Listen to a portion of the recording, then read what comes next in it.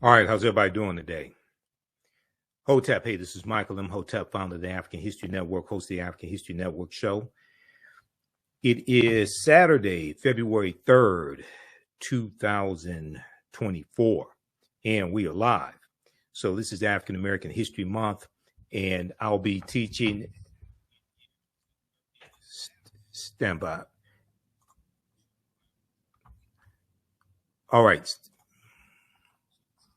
All right, how's everybody doing today? It is, hold on, let me close this out. All right, Hotep, everybody. Hey, this is Michael Imhotep, founder of the African History Network, host of the African History Network show. It is Saturday, February 3rd, 2024, and we are live.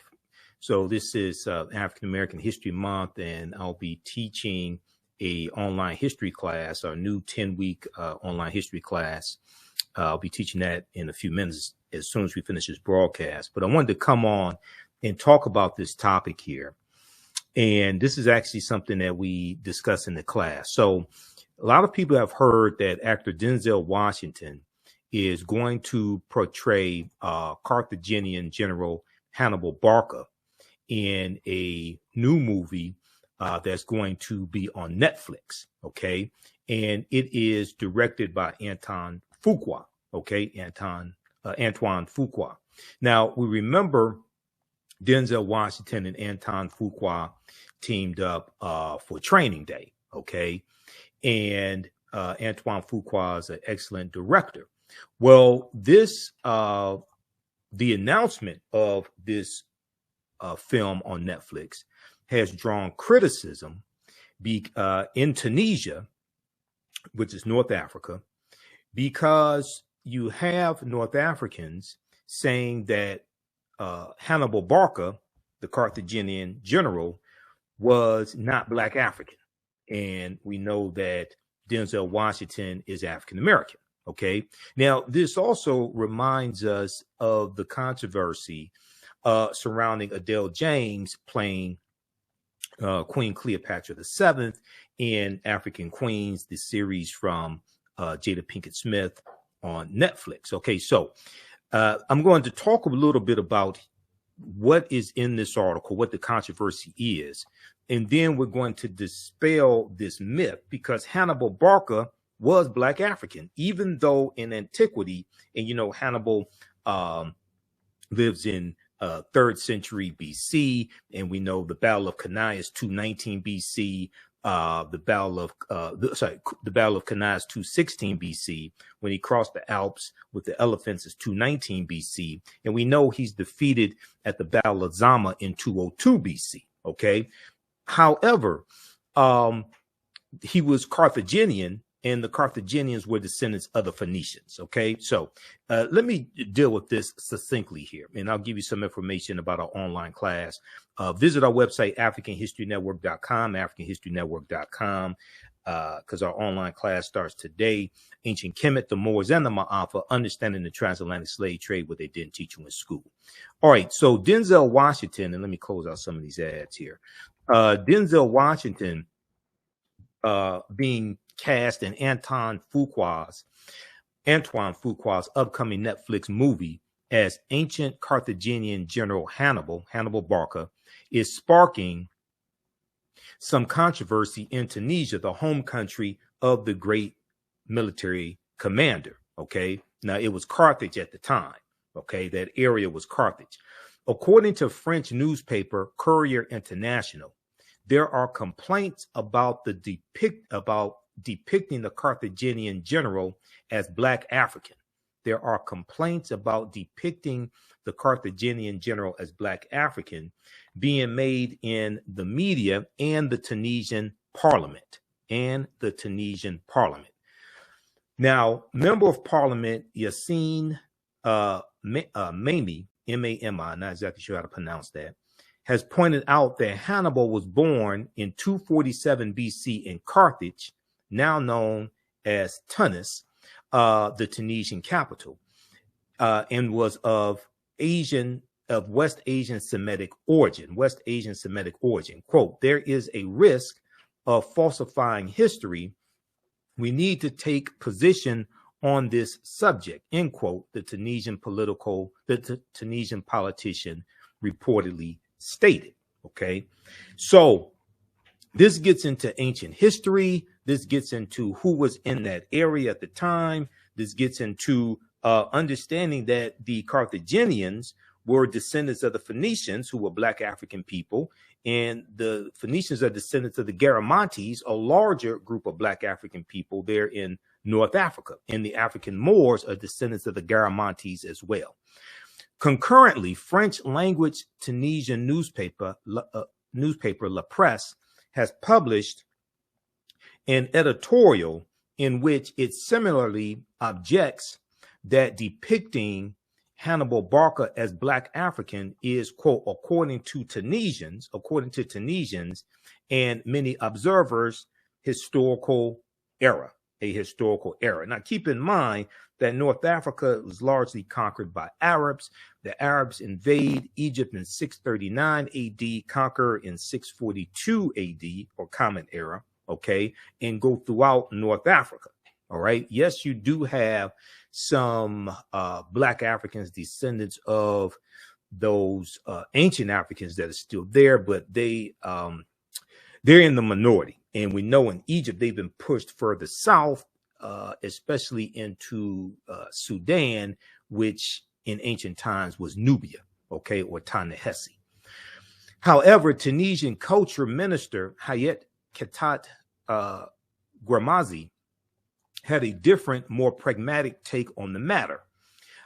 He said, he told the French newspaper Le Monde, it's fiction, it's their Netflix right, it's their right to do what they want, referring to Netflix. She said, Hannibal is a historical figure, and we are all proud that he was Tunisian, but what can we do? She went on to note that she is trying to negotiate with Netflix to shoot at least a portion of the film in Tunisia.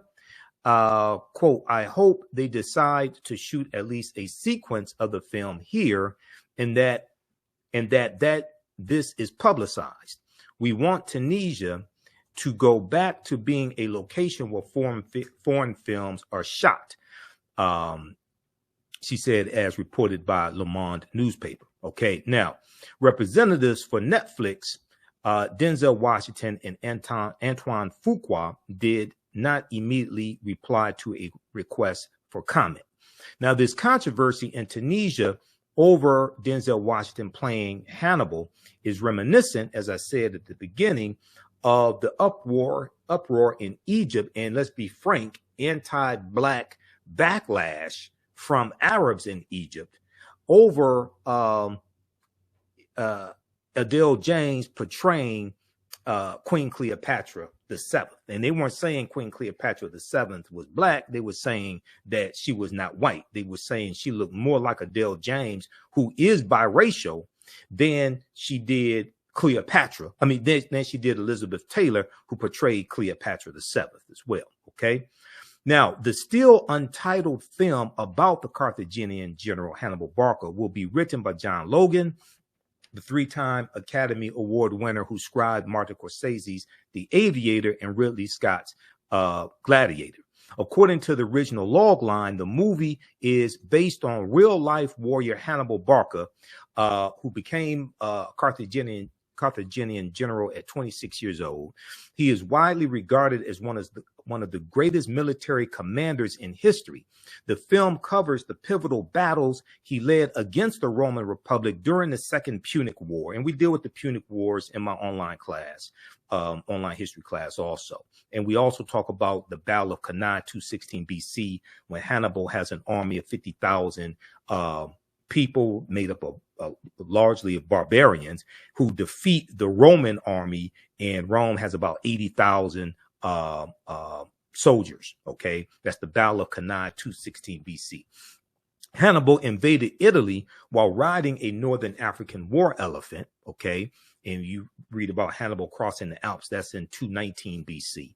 Under his lead, the Carthaginians won key victories against the Romans, allowing Hannibal to occupy the majority of southern Italy for 15 years. Eventually, Hannibal was defeated by the Romans at the Battle of Zama, Z-A-M-A, after they counter-invaded North Africa. Okay, and that's the Battle of Zama in 202 BC. It's going to be after the Battle of Zama that Publius Cornelius Scipio takes the surname Africanus after the area that he's conquering. Okay, Africa was not named after a Roman general.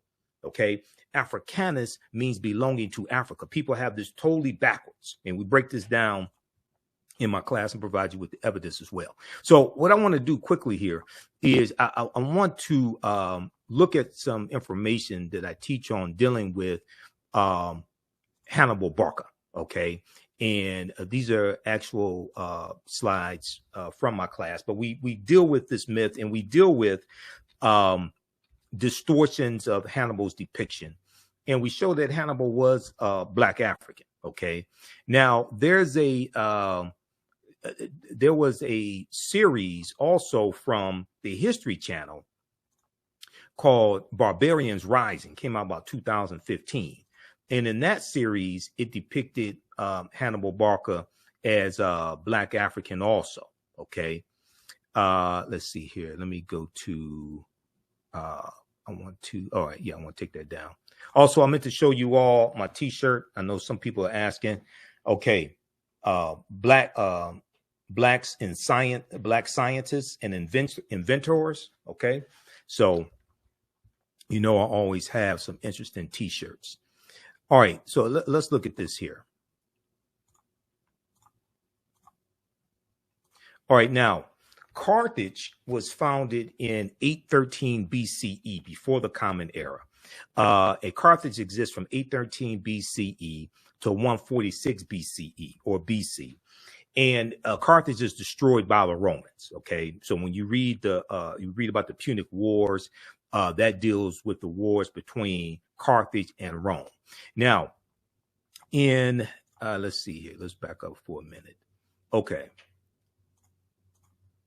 Now, Carthage was founded in the 9th century BCE on the Gulf of Tunis. From the 6th century onwards, it developed into a great trading empire covering much of the Mediterranean and was home to a brilliant civilization. In the course of the long Punic Wars, Carthage occupied some of Rome's territories before finally being destroyed by its rival in 146 BCE. If you watch the fantastic documentary about Dr. John Henrik Clarke, a great Grandmaster Scholar Warrior, Dr. John Henrik Clarke, he talks about Hannibal Barca. He talks about the Romans, okay, the Carthaginians as well, okay. All right, here, hold on just a second. He talks about the Carthaginians as well, and the effort by Rome to destroy the Carthaginians. Okay, let's continue here.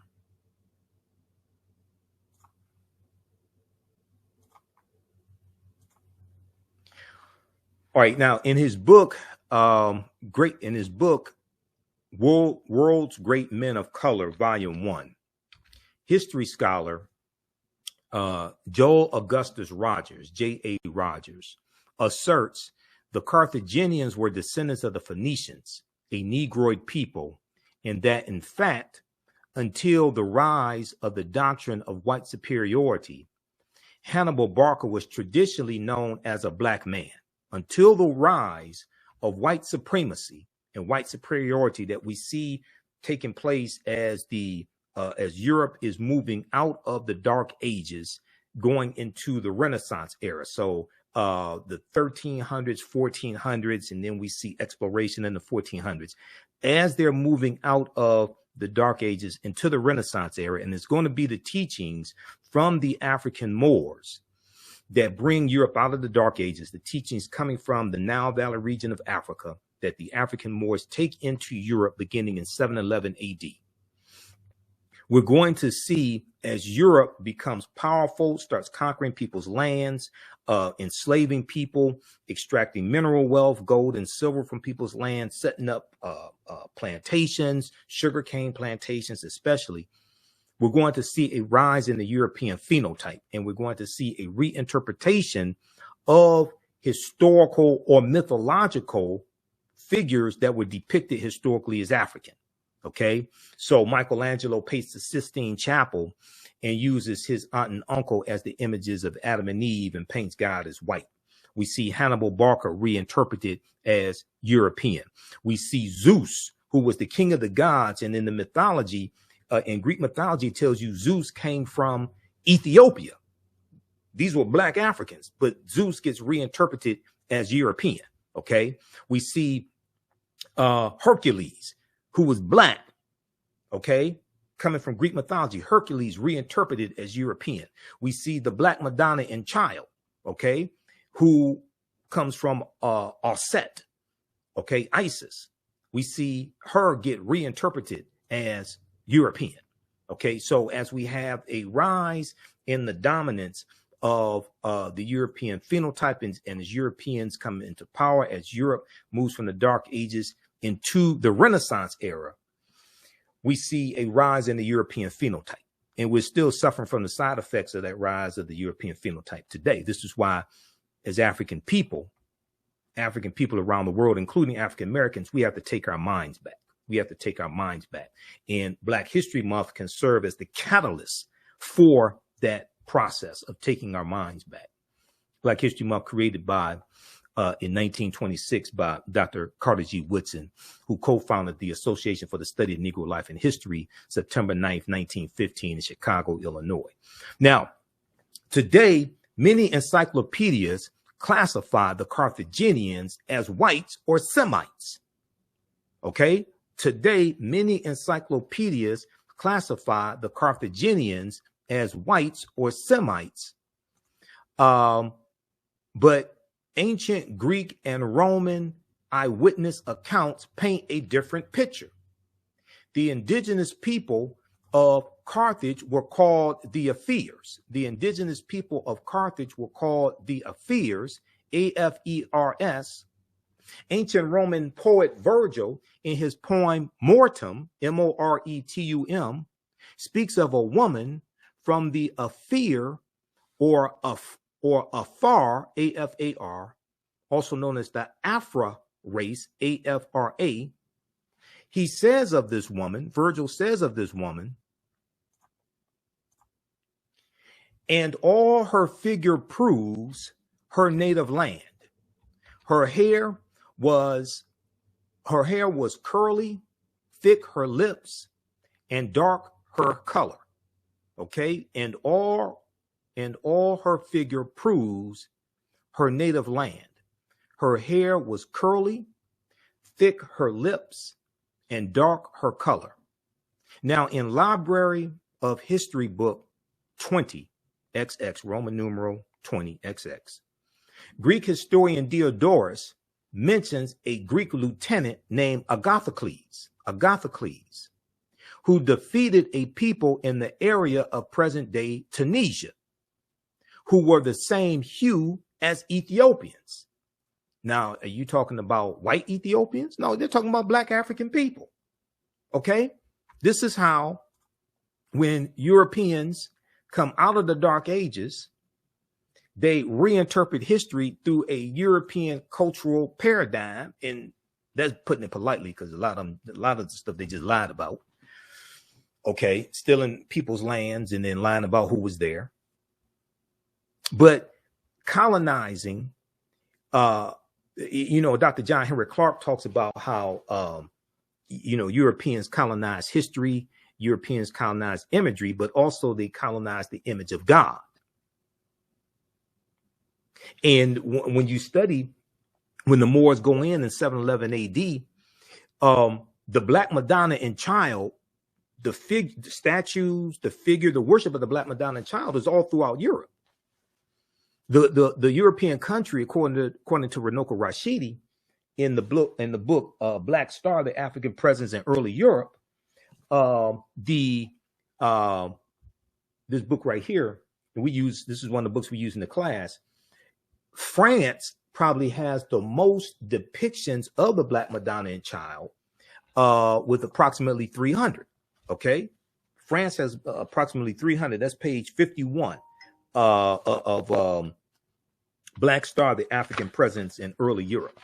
And if we look here quickly, you see on pages 90 and 91, you see depictions, statues, paintings of the Black Madonna and Child that are still in Europe today. Okay? But they've got us worshiping Europeans when Europeans used to worship African people. I'll be damned. Now, this is the type of information that needs to be incorporated into every Black History Month celebration, especially in the churches. This is probably why I don't get asked to speak at a lot of Black History Month celebrations, because I don't do okie-doke slave Black History Month celebration speeches, and I don't teach history to make white people feel comfortable with the oppression of African people. I don't do that. Now, I don't teach it with the intent of making white people feel guilty either. I just deal with the history. But we don't do no Negro We Shall Overcome Black History Month celebrations. That's disrespectful to Dr. Carter G. Woodson and the Association for the Study of Negro Life and History. We don't do stuff like that. Okay. All right. Now, okay, let's continue, because I got to teach this class. Now, if you like this type of information, how's everybody doing? I'm Michael Imhotep, founder of the African History Network, host of the African History Network show. You see me on Roland Martin Unfiltered every Friday. You see some of my broadcasts. You see my reels on Instagram and all that, okay? We have the introduction to our class starting up here in a few minutes at my online school. You can register for that. Visit our website, AfricanHistoryNetwork.com. AfricanHistoryNetwork.com, and we also have the information right here in the thread of the broadcast. Ancient Kemet, the Moors, and the Ma'afa, understanding the transatlantic slave trade, what they didn't teach you in school. Okay, this is a new 10-week online history course that I teach. We're going to do an introduction today, as soon as I finish here. And we deal with thousands of years of history and what leads up to the transatlantic slave trade taking place. Okay, and this is over 200 slides that I put together. We have 80 to 100 articles that we reference. We have excerpts of interviews that I've done with many of our scholars over the years also that hits on different aspects of this history. Okay. We do the sessions live. All the sessions are archived and recorded. You can go back and watch it anytime. Okay. And just at our website, just click here, register here. In the class, I'll go over the lesson plan, because I have a lesson plan laid out for all 10 classes. And we'll send you the lesson plan in so you can download it also. I'm trying to get the link straight on the website so you can actually look at the lesson plan there. But this is my life's work.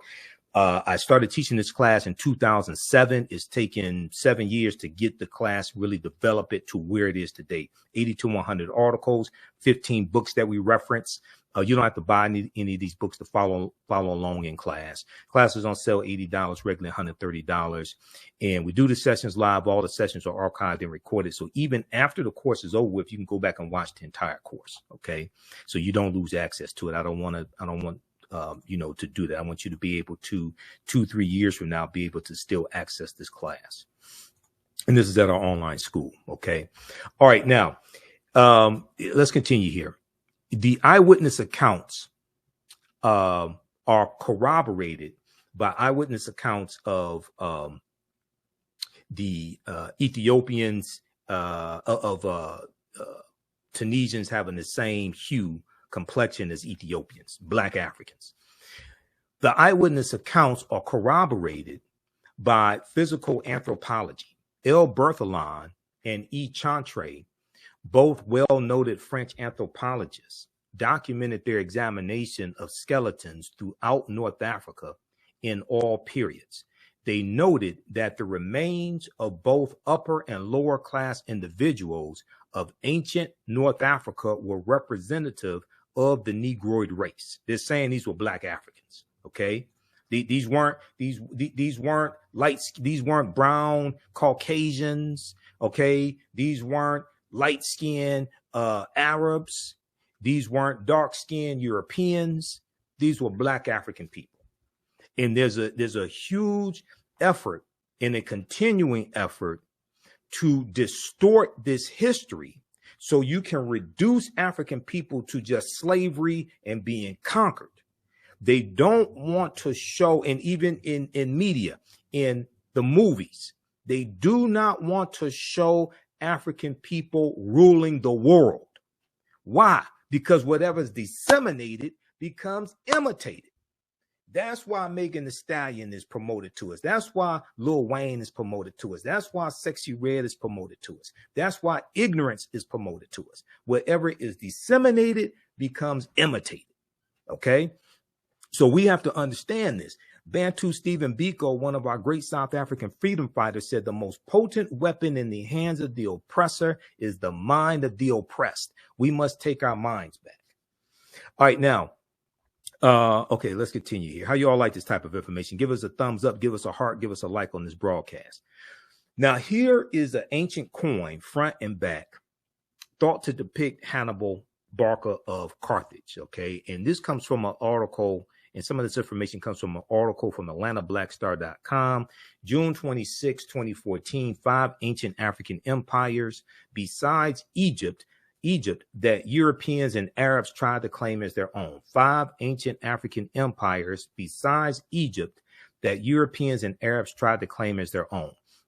Okay, now, so the fight continues. We go from Denzel Washington going to portray Hannibal Barca, the Carthaginian general, in a new movie on Netflix from director Antoine Fuqua.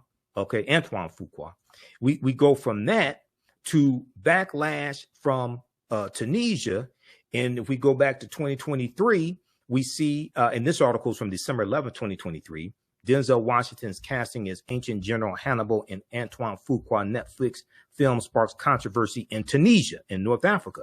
We saw Jada Pinkett Smith got backlash, okay, not for Will slapping Chris Rock, but backlash for depicting, putting forth the notion, one, that Queen Cleopatra VII was biracial or mixed race, which most likely she was.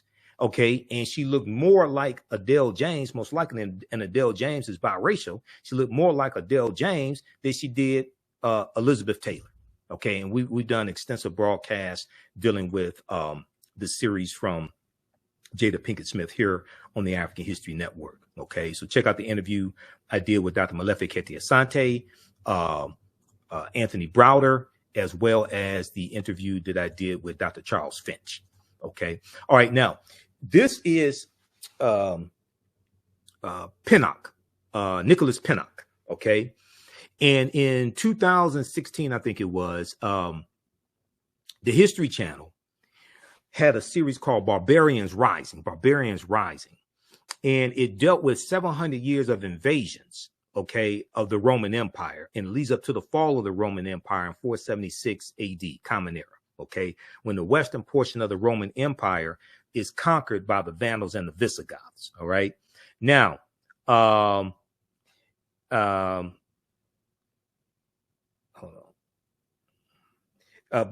Conquered by the Vandals and the Visigoths. Okay. So the first installment dealt with Hannibal Barca, and they talk about the Battle of Cannae in 216 BC, and Black British actor Nicholas Pinnock portrayed Hannibal Barca. Okay. And he did an excellent job. And he looked more like Hannibal Barca than whatever white actor or Arab looking actor they're going to get, because Hannibal was Black African. Okay. The famous Carthaginian was a thorn in the empire's side. He became a general at the age of 26 and managed to unite barbarian tribes to stop Rome's imperial rise. The military genius was famous for climbing the Alps with war elephants, whose sole purpose was to stop the Roman Empire, Hannibal ultimately wanted to invade Rome, but he failed to do so.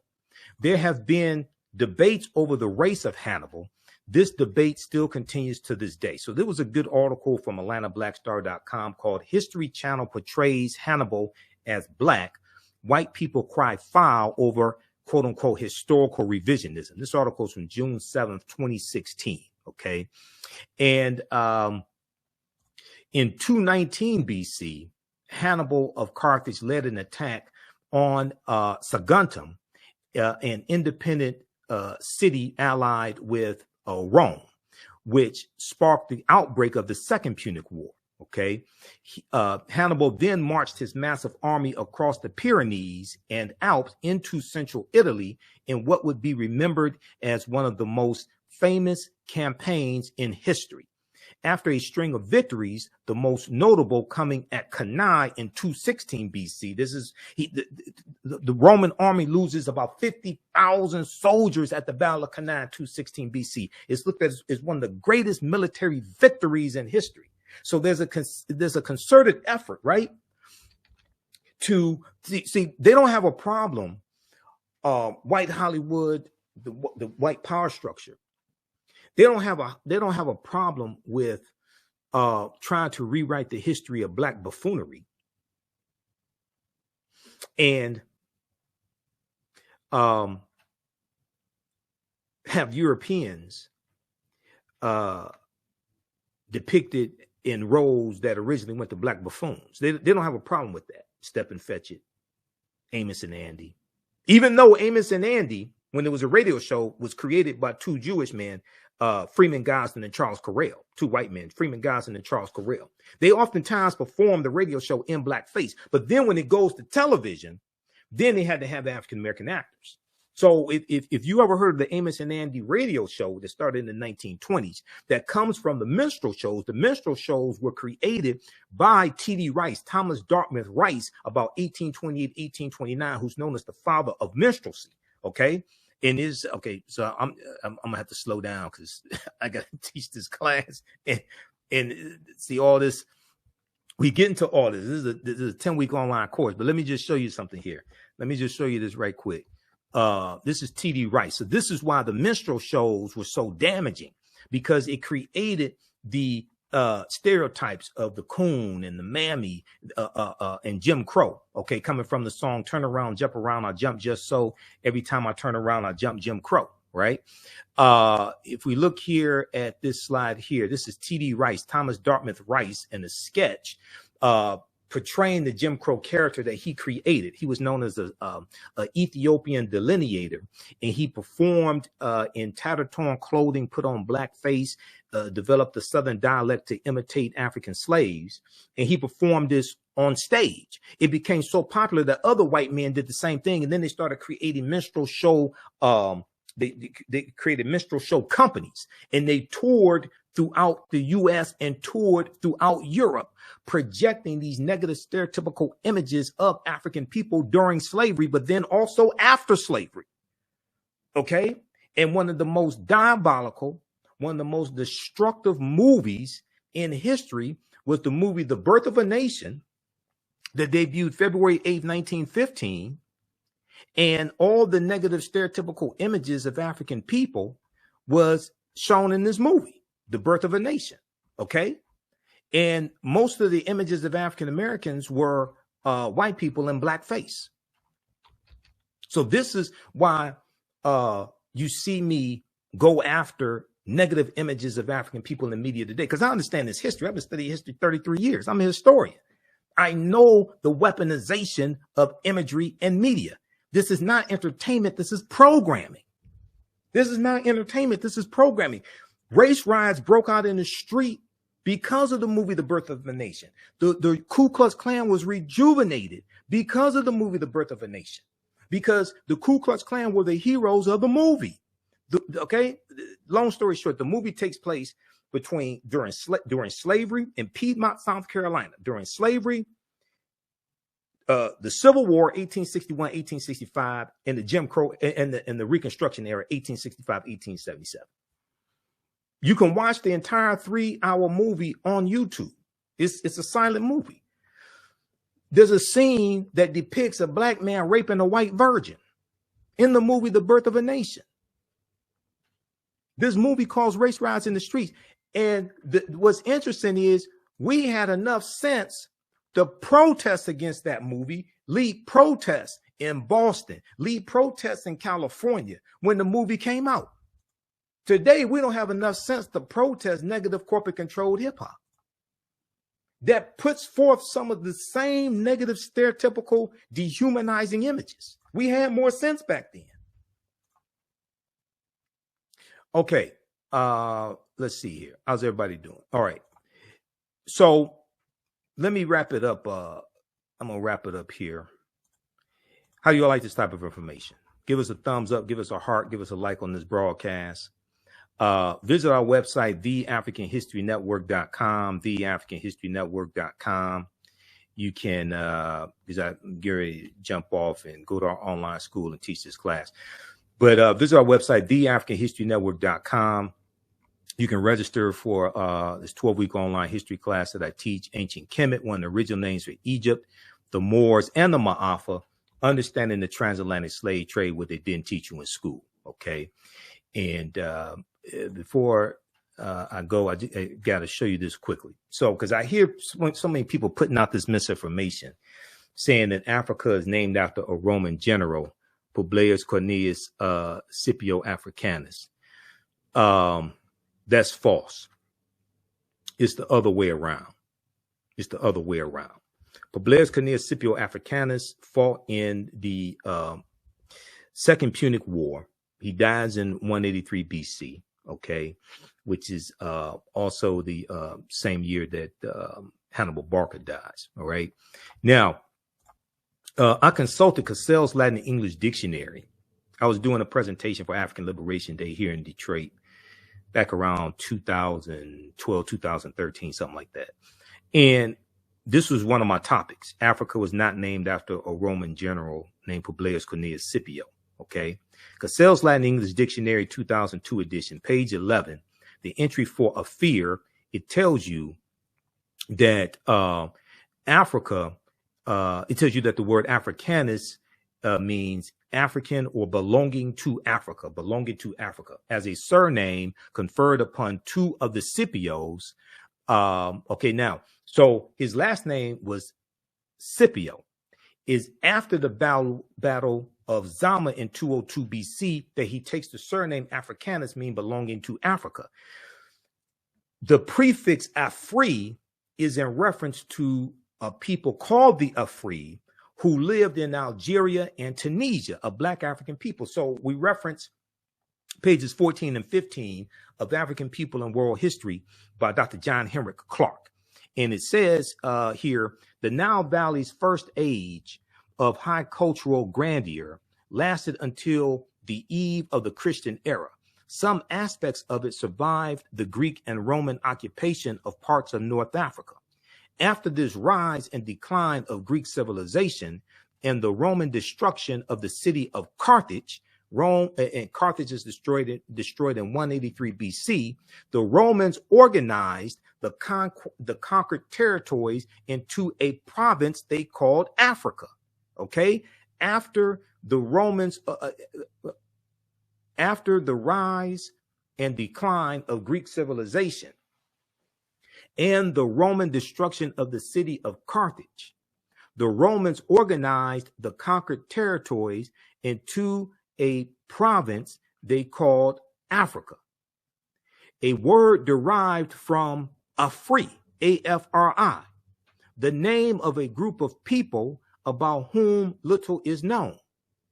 This was a new name because previously all dark-skinned people were called Ethiopians, since the Greeks referred to Africa as Ethiopia, which in Ethiopia means the land of the burnt-faced people. Okay, so Ethiopia originally was Abyssinia. Okay, so Ethiopia is a Greek word. All right, so but the Afri were a group of Black African people in Algeria and Tunisia. Tunisia used to be called Carthage. The Carthaginians are descendants of the Phoenicians. The Phoenicians are descendants of a larger group of people called the Garamantes, who also the African Moors were descendants of as well. Okay, so no, Africa was not named after Publius Cornelius Scipio. It's the other way around. He took his surname Africanus after he defeats Carthage in the Battle of Zama, and defeats Hannibal Barca 202 BC in the Battle of Zama, Z-A-M-A. And if you read the article from history.com called Hannibal, in that article, it tells you that he took his surname after the Battle of Zama. So can we please Okay, stop this simple Simon nonsense, just putting forth BS with no research. Haven't done any research on it. Just throwing out nonsense. Okay. All right. Also, if you like this type of information, you can support the African History Network, $ the AHN show through Cash App, $ the AHN show through Cash App. Also through PayPal, paypal.me/the AHN show. So go to our website, AfricanHistoryNetwork.com, scroll down, and we have the information here for the Cash App, PayPal. When you click on this is our official Cash App account, $ the AHN show, SHOW. When you go to it, it says Michael. These other ones are fake African History Network Cash App accounts. I'm still trying to get shut down because people have been stealing money from us. Okay. These are not ours. They're using our logo, all that stuff. I put the link here. You click on the link and it has our QR code here as well. Okay. All right. So look, I have to get out of here. We have the link for the class here in the thread of the broadcast. Also, register for the full class. That helps us keep doing the research, stay on the air, keep broadcasting. If you want me to do a presentation for your group or organization, please email me through the website or email me at ahnshow@theafricanhistorynetwork.com, ahnshow@theafricanhistorynetwork.com. And we can set that up either in person or virtually if you want me to do a presentation for your group or organization. Listen to the African History Network show Sundays, 9 p.m. to 11 p.m. Eastern Standard Time, right here on our social media platforms. Visit our website for more information about that. And watch me on Fridays on Roland Martin Unfiltered, as well on the Black Star Network on Facebook, YouTube, Roland Martin, Facebook, YouTube. Download the Black Star Network app. Okay. Remember, right now it's correct wrong behavior. It's not over till we win. Wakanda forever. And we'll talk